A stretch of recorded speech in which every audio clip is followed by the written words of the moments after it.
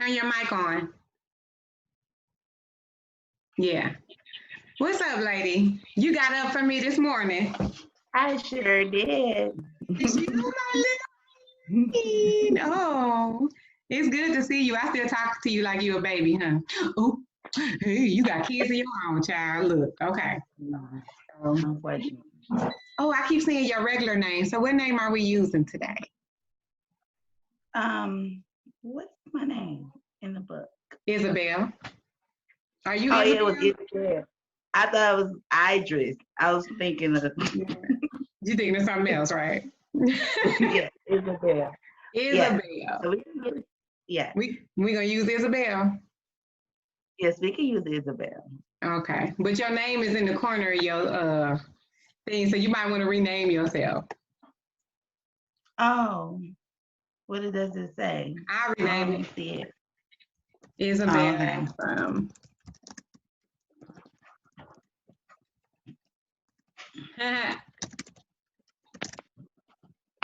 Okay, so you'll be Isabel today. All right, Okay. so I changed your whole title. Okay. All right, so we're just going to discuss the book. I sent you a thing to ask you. I sent you a text to see which one you wanted to do, which activity you wanted to do. I guess I could do the bucket list. I knew you was gonna pick that because that's the safest one. I knew you were gonna do. Or I was thinking about writing a letter to my loved one. It's either or. Or I Okay. could do anyone really though, but what do you prefer? It's up to you, whichever one you're gonna be comfortable with. The letter one goes a little bit deeper. Let's just see how it goes, and then we'll circle back to see which one you want to pick. Okay. Okay. Okay. So let's Okay. get started. All right. You might have to read my part in the book because I was reading on the Kindle that's on my phone. So I don't know how I could do that. Okay. Yeah. So I'll do it. I'll read your part. So Okay. Isabel. Okay. You are Isabel in Picking Up the Pieces to 100 Broken Promises. What were your thoughts when I told you that you were in my book? I was a little shocked but excited. Like I felt important. Like what? Yeah, okay. And then a little nervous because I didn't know like anything. Like what did she write about me? Like because there's so many things. So I was like wasn't sure about what you had wrote about me in the book. So okay. So yeah, I was a little nervous. I was about to ask you that. Were you nervous to see if it was gonna be something like shady? Yeah. Okay. Not shady, but it was more like this, like dang, what did she write? And then it was like at the time I knew I was just a kid, like I was around like 12, 13. So I was like couldn't be too bad. Or I don't know, I was thinking like I might be just a little embarrassed because I was, not the best preteen. So I just wasn't sure. But I didn't think it was going to be shady. Right. But, I was just more excited. Couldn't wait to see what you wrote about me. I don't know why I thought you were older than that. I felt like you weren't 14, 15? No, I was in middle school. You were still in middle school, so you were 12. Okay, you were 12. Yeah, I was like 8th grade. Yeah, like 18, 13. I was in 8th grade. So you were, okay. All right, so I'm going to read your part. The chapter that you're in is called Mighty Misha, and it starts on page 58, okay? Mighty Misha. In my early 20s, I ran into Misha, a childhood friend. Our parents knew each other before we were born. We were neighbors at one point, and we played together every day while our parents hung out. Her mother made the best peach cobbler ever, and it was always fun at her house. Except at one time, and this really happened, her daddy picked me up by my ponytails like this. He was drunk, girl. He picked me up by my ponytails and did this to me. And so I was crying. My daddy was like, what happened? And so they had to talk. Okay, that really happened. Having Misha around was refreshing. I loved the time we spent reminiscing, and I could be myself around her. We talked about everything from our parents to what we wanted to do with our life. We laughed out loud and really enjoyed each other's company. She did not have kids, but she didn't mind mentoring a family friend that was staying with me. Isabel moved in with me as a teenager. She wasn't getting along with her parents, and I tried to mend that broken relationship, but it wasn't working out. Misha and Isabel spent a lot of time together. They became close as sisters. It was great having them together. I worked full time, so during summer hours, they stayed in my house since Isabel did not have school. One night, Misha and Isabel wanted to borrow my car, and I told them no. I did not feel comfortable with that since I was responsible for Isabel, and it was already 9 o'clock. I was tired, and I was asleep by 9:15 at the latest. I received a call at 2 o'clock in the morning. Misha and Isabel had been in an accident and they hit a light pole. My car was totaled. They were both fine and they did not suffer any lasting injuries, but my car was not fine. Misha did not have a license and the city wanted to charge me for the damage she made to the light pole. I had full coverage insurance, but it did not cover the damage in this accident. Sometimes life is like that. We can think that we have full coverage and something happens that catches us completely off guard. I found out that in cases like this, I can always count on God to pick up the pieces all around me. I know Misha could not have known that this would happen. Sometimes we do things without considering the consequences. Looking back, I don't know what I was thinking. I had AJ, and I also had took on a full teenager while in my early 20s. I don't regret it, but I could have done some things differently. Although it was something that irked me because the car was a total loss, I am so happy that Misha and Isabel were okay after that accident. Isabel and I talk almost daily via social media. I haven't brought this up to her, but I wonder if she remembers. I haven't heard from Misha. I have looked for her to no avail. I asked her mother about her, but she hadn't heard from her either. I've never stolen a car, but I did lose one of my mother's really nice rings when I was a teenager. I told her about it a few years ago, and I asked her if there was any way I could replace it. Surprisingly, she didn't appear angry, and she forgave me. We all have something that we need to be forgiven for, and I wish Misha the best. So God's promise is that the heart is deceitful above all things and desperately wicked. Who can know it? Jeremiah 17:10. And my promise is I promise to continue to show up for loved ones that need me, even if there is a chance that my car may be stolen. So how did you feel that story? I liked it. It Mm-hmm. wasn't so bad. I thought it was gonna be worse than that. That was gonna be another story. Oh, Really. But but yeah, I was there for the ride, tell me your version. Start from the beginning, go back to that night, and tell me what happened, the parts I did not know. Okay, so I remember she was on the phone talking to some guy she was trying to meet up with or whatever. And she was like, "Do you want to come with me? I'm gonna go such and such." And me being like, "Yeah, let's go." She said, "Okay, I'm gonna use Kamoy's car. I'm gonna ask her, can I use her car?" And I remember her doing my hair, like getting me. I got dressed and she did my hair. I forgot how she did it, but she did my. I remember her doing my hair or whatever. And then I remember you being asleep, and it was around about 9 o'clock. We were like, yeah, about 9 o'clock. Because I went to And bed early, early. Mm-hmm. right, you always did. Right, yeah. And she came in, you mumbled like, when I first heard you say no, you mumbled something like, "No, you can't use my car," something, something, something. But you were like still like asleep. So I remember going back in the living room, sitting on the couch, and she came back with your keys and said that you said yes. So I said, "Oh, like whatever, like okay, let's go." And I remember like she never met up with the guys or anything. I guess she was calling them or she couldn't get a hold of. She got stood up or something like that. Mm-hmm. That part is kind of cloudy. I really don't remember that part, but yeah, the accident. I remember her because I think it was it snowing or cold? I think it was in the something. winter time and it was ice. I think y'all slid on some ice or something. I think she slid on some ice and hit the pole. Mm-hmm. And I was like, like, whoa, like we wasn't hurt or anything, Oh my God. but we got out, and then I was like, holy damn, it's not so bad, and it was really bad. It was like, it didn't even seem that bad because it wasn't like it was like just a little hit, like you off a car. That's what it felt like, but it was like really bad. And I was so scared, like, and all I kept saying was, I didn't drive. I wasn't even driving. I was so happy that I wasn't driving. And I couldn't drive anyway, but I was just so glad it wasn't me. But it wasn't me. Like, but it was like, man, girl, you took this lady car.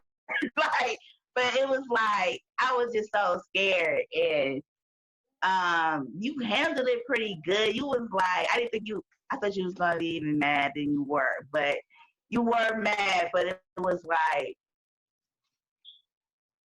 okay, it's like I didn't get a whooping, or it was just what like, was my reaction? I can't remember my reaction, Eileen. So walk me through. I got really big. He was like, well, like when we came in, like I can't remember how we got back to the house. Did the police bring? I don't remember, but you didn't come out to get us. I couldn't. I remember coming in, and your eyes were super big, like you standing there like, and like you didn't want to talk to us. You wasn't talking to me. You was like, I don't want to hear it. You took my car. You stole my car. Like you were like, and I was just like, so like, dang, like I was so hurt. Like I'm so sorry. And I don't remember Misha's either what she even said or what her excuse was. I just remember like you asked me what happened, and I said, well, she said that you gave us permission to take the car. I guess the second time she came back in there, I wasn't in the room, and I just believed her. I'm like, I'm a kid. I just wanted to go for a ride. So it was like, okay. It's like, I didn't think okay, right, let's go. I felt so bad though. I did. Like I really felt like if that was my mom's car or anybody else's car too, I would like I was scared though. I thought she was gonna like, go home, can't come back here, but it wasn't like that though. But I was like super scared after that. Like what is gonna happen next? I can't pay for her car. Well, what y'all didn't know is I could have had Misha pay for it, but I would have had to bring police charges against her. And so had I brought police charges against her, then the city would have went after her for the money to get the light pole fixed. Yeah. To get the light pole fixed. So I didn't want to do that. I didn't want to make the situation worse than what it already was. I've been a teenager before. I never took my mom's car. I never even drove my mother's car, even as an adult, which is a whole nother situation. But I just didn't. I just wanted it to be over. You know what I mean? Like I just wanted the whole night to be over. Then I think I had to go to work the next morning. I don't remember how I got another car. I think I had to rent a car. I think it was like a Thursday night or something. It was like later in the week. It was something like that. And I don't know. I was just like wanted to just do something. I don't know. Like you were a kid. Yeah. It was fun. Misha was in her 20s because me and Misha was very similar in age. Right. So, I thought she was about like 19. I was remembering her. I might have been like 19 or 20. I wasn't that old. I remember being young myself, and me and Misha was pretty much the same. Yeah, you were in your early 20s. So I think AJ could have been around about 5 or 6 or something like that. Yeah, she was real tiny. Yeah, she might have been younger than that, but it was just the whole situation. I just wanted the night to be over, and I just didn't want it to keep going, but. I mean, it happens. And this is one of the lighter stories in the book. This is one of the funner stories, the funnier ones, because all the rest of them, what do you think about the rest of the book? I don't know what that look is for. No, it gets deep. It gets really deep, you know. And some things are like age turning, like, oh my God, what happened next? What happened next? And Mm-hmm. some of the chapters I read, it's some of them are heartbreaking to me. Some are inspiring. You know, really, I took from it.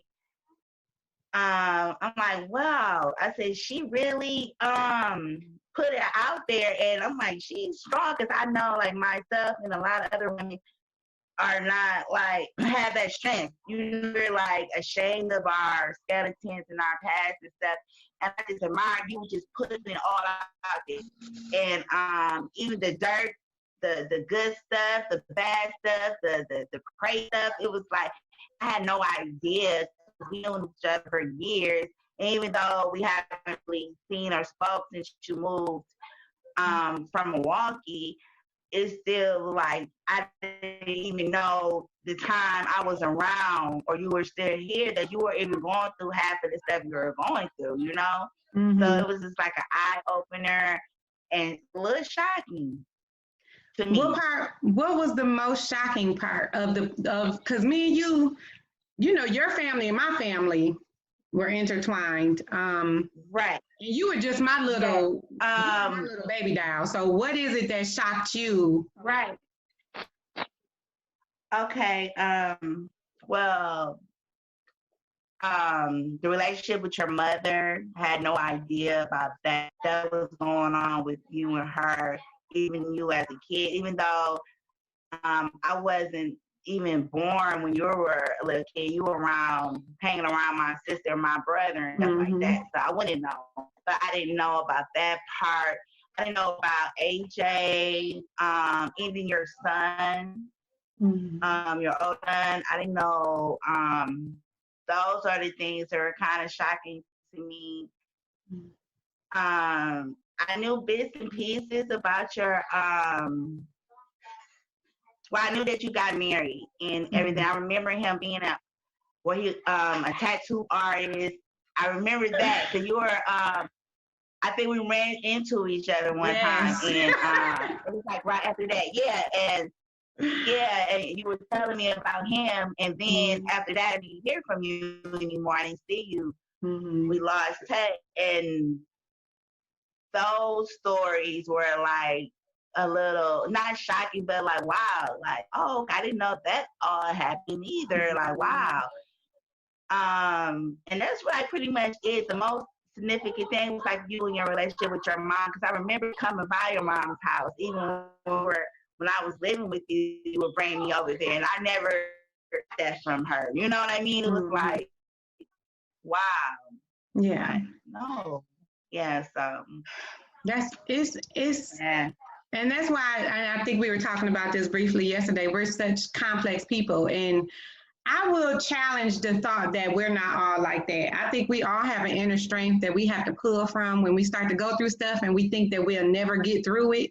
And then we find ourselves on the other side of it. Because I'm sure you've been through stuff that's like, I never thought I would ever survive anything like this. You know what I mean? Yeah. How many kids do you have, Eileen? Exactly. I have 3. I have a teenager, 15.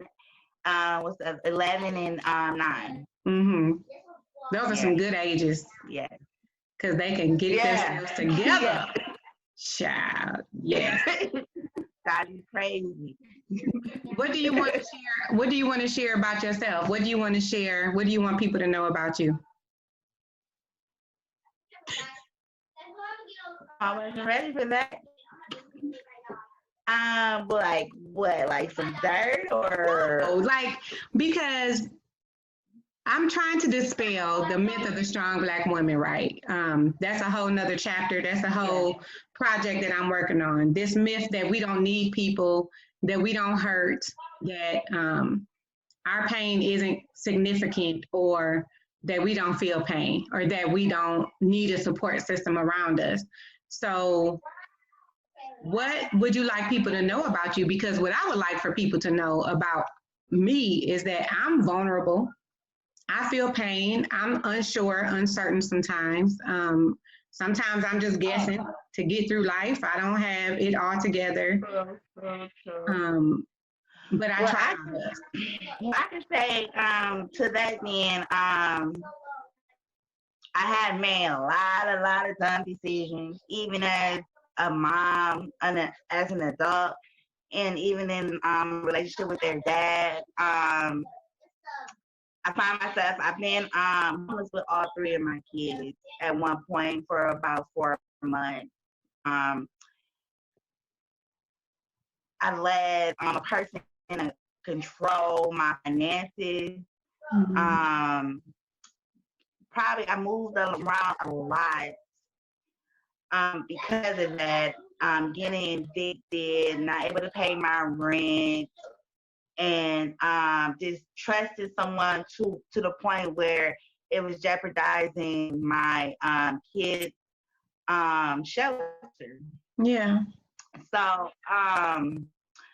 I had to come out of that like really like it was like really toxic. Um, and like where we at now was like the longest place we've ever lived, and we've been here for 2 years, me and my Okay. kids, and yeah, so like it was 10 years of craziness, 10 Yeah. years of very deep, dark, toxic stuff. So I could say like it took a lot of prayer. It took my mom and my family, my loved ones, my close friends to help me like just get out of that Mhm. situation. And now, like me and my kids, like we're like super duper happy now, thank God, Mhm. and they're Mhm. more stable. That's Yes. the most stability. We're very like now it's like no, I rent is first and Mhm. bills are first, and we're moving. like I wanna Mhm. we're gonna move. Like no, we're not moving no time soon.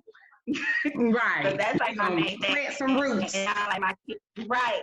And my kids is like number one. Like Yeah. no matter what, I would never. And at the time, I guess I didn't know that I was even putting things before them. Not I knew, but didn't know as I was doing it. Right. To like after the fact, until the Mhm. circumstances came, and then it's like, oh, the consequences came, and then it was like, oh, what did I do? So now it's like never ever again. Like Mhm. their safety, their happiness and shelter is like my Mhm. number one priority. They sound So I happy could say, because I can hear them yeah. in the background. They sound ecstatic. Fortnite. I'm like, they, they're Corvette. like, no, this I'm at home. You shush. You be quiet. Right. So, what is something do you wish? Yeah. What do you wish somebody would have told you to kind of help snap you out of that, or is there anything anybody could have said to you when you were in the midst of it that would have helped you? They were saying pretty much everybody was saying everything like and like honestly it was more like okay, I took in the advice, and sometimes I even like listened and did my actions like okay, I'm gonna get out the situation and I'm gonna leave them alone, this and that, but always double back. That was my issue, double back. Mm-hmm. I had got a lot of great advice from my mom, my dad. My Mm-hmm. dad, yeah, like really my dad for the most Mm-hmm. part. And everybody was just like really patient, and it was just so sad. Well, not sad, but kind of like the ones that were like my mom and my dad, they like pick up the pieces where like where my mistakes were at. They were like following behind me, picking up my little mistakes that I were making, Mm-hmm. and it was so patient with me to like, okay, soon she's gonna get it. Hopefully she get it soon. But they were patient. It wasn't like, you know what? Like they could have like just abandoned me or said like, this is what you keep doing this, so we're done talking to you to stop doing this. It wasn't none Mm-hmm. of that. It was just, Eileen, you know, you really need to get together. This person is not good for you. This is not healthy. What about this and that? And it even drove me to like drinking and smoking cigarettes, like very stressful situations. Mm-hmm. But everybody hung in there with me. It was like everybody was in it with me, and Mm-hmm. I just got tired. And the point was just like, you know what? It was like when I turned 30, on my 30th birthday. Mm. So it was like, yeah, it was like, so that turned 30 was like, I Let don't me want to get it do together. this no more till Right. not till I'm 40 now. I'm getting, I was getting kind of like, I'm feeling older. Yes. I don't think I want to go through this through my 30s. I did it all through my 20s. Now I'm a little tired. Yeah. And, I moved to Tennessee and not long, but I stayed a little while, but it was, I guess it was like a little mini vacation, you Okay. could say. I came Mhm. right back. But it was like, it was refreshing and it helped me disconnect from Yeah. all the other crazy distractions. Was it like a reset for you? Like, you know what? It's a It reset. really was. It Mm-hmm. was, and then it was a reset, and I really thought that I was gonna stay and move there and be there for maybe a couple of years. It just didn't work out like that. I guess it wasn't meant for me to live there like Yeah. that. It was just an opportunity for me to just see things different, disconnect. Because I felt like the more I stayed in Milwaukee, the easier it was for me to double back and get Mhm. distracted and get my mind off things, like my focus thrown off. And I didn't want that. So just to pack up me and my kids and we left. All right. And that was like the hardest thing for me to do in Yeah. life. And those are the times, Yeah. those milestones and those decisions like that, that's what makes the change though. Because you can't change if you're comfortable. Yeah, Change is not comfortable. Growth is not comfortable. exactly. Healing is not comfortable. I don't know. People think that healing looks like something beautiful, like a flower blooming. No, fam. Healing is when the No, roots it's not. It's have to tear into the soil and rip things apart. That's what yeah, healing is. It's the ripping apart of things. It's not, and then it yeah, comes together, and yeah, then you'll see the bloom and the blossoms do. But yeah. healing is trash. It sucks. It's horrible. It's And it necessary. takes, It and it hurts. doesn't happen overnight. Absolutely Yeah, not. and it doesn't happen overnight. It takes like people say, like, you still not over there, like, no. And Mm-hmm. I heal in my own time. Mm-hmm. And it takes a lot of work, a lot of effort, and it's some things I'm still not all the way healed from, but it's like the biggest progress was just me getting back to my old self, well, Mm. part of my old self, and mainly being a better mother. And then I'm Yeah. still working on the other stuff. Okay. Yeah. So, what would you write to if you had to write a letter to your 22-year-old self? What would you write in that letter? Mm-hmm. Dear, we're going to say Isabel since that's your name in the book, okay? Dear Isabel, what would that Okay. letter say to your 22-year-old self, your first pregnancy, the first baby? What would you say? Ooh, that was 18. Oh, 18. So Okay. your 18-year-old self. Yeah. Oh, yeah, because you have a First baby. 15-year-old. Yeah, 15. Yeah, she'll be 16 this year. Woo. That's crazy. Lord Okay. Jesus. I know. It's crazy. Oh wow. But yeah, I'd probably say finish school. Um, don't drop out. Don't get discouraged. Stay focused. Mm-hmm. Mm-hmm. Isabel, stay focused. Stay in school, and don't waste your time with these men, boys, guys, whatever. Mm-hmm. Yeah. Yeah.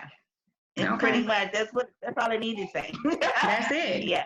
That's it. Yeah. Because, yeah, if you could go back from our future self to our younger self, and sometimes we just need to, and that was one of the assignments I was going to ask you to do, to write a letter to your younger self. And what would it say and how you process it? That's one of the activities that I have in my companion workbook for picking up the pieces to 100 Broken Okay. Promises, is writing a letter to your former self. And it would be something that you would really need to do, to sit down and really, think about, because Right. those pieces of us, those pieces of us need to be healed too. Our childhood selves need to be healed and nurtured. I'm so glad that you Oh had the support yes. system that you had, because if you hadn't, and correct me if I'm wrong, but had you not had the support that you had, Eileen, I mean, I is know it could have been way worse. I understand all of that. And yeah, I felt like some things I had to go through. they were always supportive, but something I just had to go through because it was like, even if I not prayed to God, because I still have a relationship with God. It's not as strong. It wasn't as strong then. And still kind of it's weary, but I always did pray, Yeah. and I felt like some things I just had to go through because like consequences, like, you put yourself in this predicament, like God was always speak to me. I always feel God talk to me. Mm-hmm. And when you go against them, it's like, okay, well, I told you, you're gonna keep disobeying me. Now look at you now. It could have been he still had me a Mm-hmm. little cushion when I did fall. It was still a little cushion. Mm-hmm. But I still fell, Right. and I feel like it could have been a lot worse, but he was carrying me like my dumb child, Like and child. he carried me all the way through it, and I know he was just estimating, Shaking his shaking my head. head like up there, like Isabel, like. So, You already said your name. I said your name. You said your name. We know your name now. It's out here. Just forget it. If people gonna look you up, they gonna look you up. Hey, It is what like, it is. hi. Hey, girl. But you're right. Nice to meet you. It's me, Isabel. It's Isabel. All right, fine. Well, that was a whole. I'm glad that you had your experience. I think that the things that we go through definitely makes us who we are. I don't necessarily believe that everything we go through makes us stronger. I think the healing that comes from our situation is what makes us stronger. Because I went through some stuff that made me weaker until I healed from it, and then I got stronger. So I guess it depends on the situation. But I appreciate you taking this time with me, Miss Isabel. I told you I wasn't gonna keep you all day. I sure appreciate it. Well, I'm up now. I can't go back to sleep. I know, because I was like, we are not gonna miss this. I've been up since, girl, I ain't go to bed till 2. And that's a whole nother thing. I'll be in the bed by 8:30. I was in the bed. I fell asleep about 3:34. Oh my gosh. I'm sorry. I'm glad you got up. Cooking. What were you cooking? Yeah, me too. I made some more oxtails. Oh. And I'm gonna put on the rice. Yeah, I put them in a slow cooker, and then I'm gonna make the rice. And yeah, and some little veggies. Yeah. That sounds so I good. had like 4 bags. I cooked the last bag. Yeah. I'm gonna post it on Facebook. Yeah, go on and do that. Make that happen. Cooking. Make that happen. Yeah. I'm looking forward to seeing you in person one day soon. Hopefully I'll be able to make that. I know. Yeah. I'll probably have to visit. I have not been to Alabama yet. Well, you need to come. I'm gonna have to extend that invitation for you to come on and visit me. Yeah. My little Isabel. Yeah, I will have to.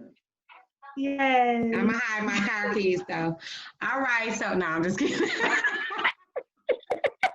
Just kidding. I can drive now. Oh, right. You right. And it's not no snow here for real, so we should be safe, okay? But right. Thank you. I'm about to go ahead. Yeah. I'm gonna let you go. Finish your oxtails. I'm about to go and cook for my little one who keep coming up in here and looking at me like I'm crazy because he's hungry. But thank you. I will be talking to you soon, ma'am. All right. Bye. Okay. Bye.